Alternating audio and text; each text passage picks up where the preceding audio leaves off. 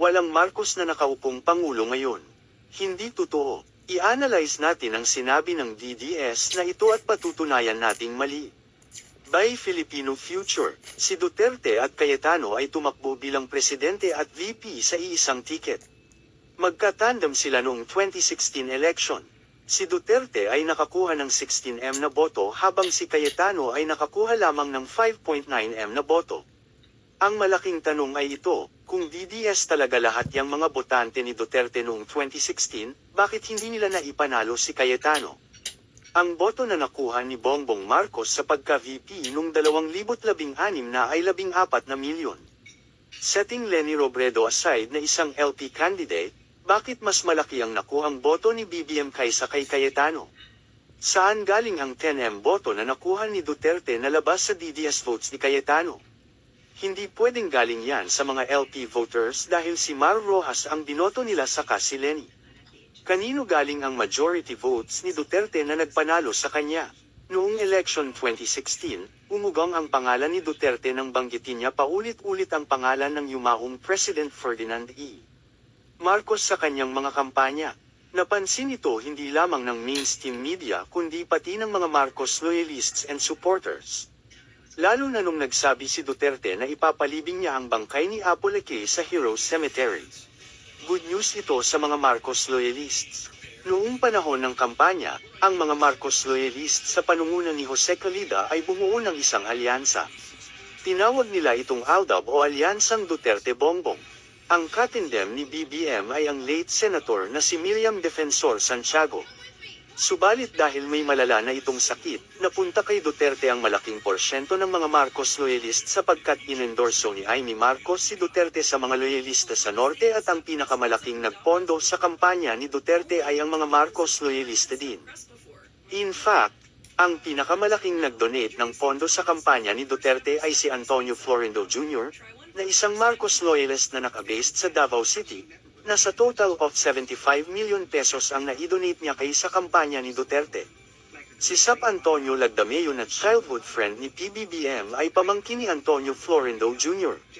Ano ang dahilan bakit red color ang pinili ni Duterte na political color sa kanyang kampanya, gayong ang partido niya na PDP Laban ay isang dilawang partido at ang kanyang katandem na si Cayetano ay isa ring dilawan? Isa lang ang sagot, kailangan ni Duterte gamitin ang red color para makuha niya ang boto ng mga Marcos loyalists. Ang red color ay political color ng mga Marcos simula pa noong una.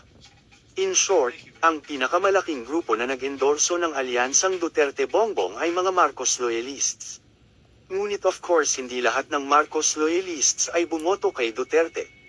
Ang iba ay bumoto kay Grace Poe na sinasabi nilang half-sister daw ni BBM, at ang iba ay bumoto kay Jejomar Binay dahil isa rin siyang Ilocano.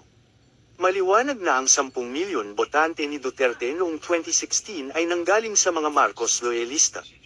Kung hindi bumoto ang mga Marcos loyalists na ito kay Duterte sa pagkapangulo, malamang sa malamang hindi tayo nagkaroon ng presidenteng Duterte dahil matatalo siya ni Mar Rojas sa boto. Tanong, sino ang nagbibigay ng pinakamalaking boto kay Duterte na nagpanalo sa kanya sa presidential election 2016? Sagot, Marcos loyalists. Nakita nyo ba ang caravans noong 2022 election? Puro halos kulay pula ang suot ng mga tao. Bihira ka makakita ng kulay green. Kaunti lang. At hindi pa nagfa-file si Sara ng kandidatura, nag-umpisa na ang caravan ng mga BBM supporters. Nang makita ni Sara na napakaraming mga Pilipino na dumadalo sa caravans ni BBM, alam niya na hindi niya makukuha ang boto nila kapag lalaban siya kay BBM sa pagkapangulo. Kaya ang ginawa niya, nag-file siya bilang VP at hindi bilang presidente. Dito mauunawaan ng lahat na ang majority voters na bumoto kay Sara ay hindi DDS kundi mga Marcos loyalists and BBM supporters.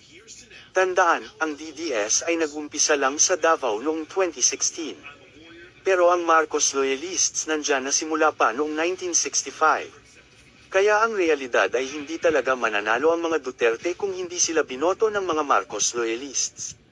At ngayong eleksyon 2025 at 2028, hindi na nila kailanman makukuha ang sagradong boto ng mga Marcos loyalists dahil sa ginawa nilang mga pambababoy, panlalait, pang-aalipusta, at pagbabanta sa pamilya Marcos, lalo na nung nagsalita si Sara na ipapahukay niya ang bangkay ni Apollo K at ipapatapon sa WPS.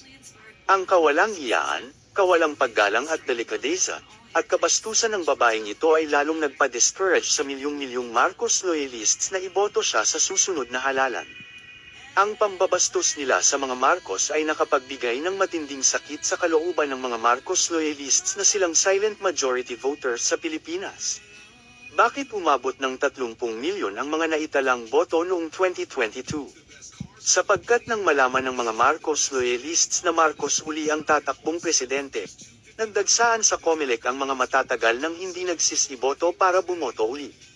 Ayon sa COMELEC, ngayon lang nangyari sa kasaysayan ng eleksyon sa Pilipinas ang napakalaking porsyento ng voters turnout, o bilang ng mga bumoto. In short, mas maraming Pilipino ang nagmamahal sa pamilya Marcos kaysa sa mga Duterte minions. Kaya sorry na lang mga DDS, hindi na kayo mananalo. Sinira nyo na ang tiwala ng mga Marcos loyalists na nagpanalo sa mga iniidolo nyo. Sidekick question.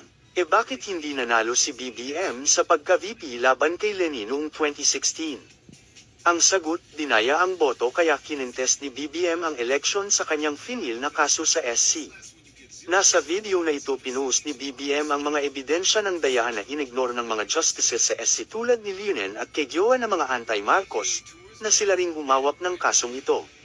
Pwede niyong mapanood ang videos ng Pandaraya noong 2016 election sa mga link sa comment section.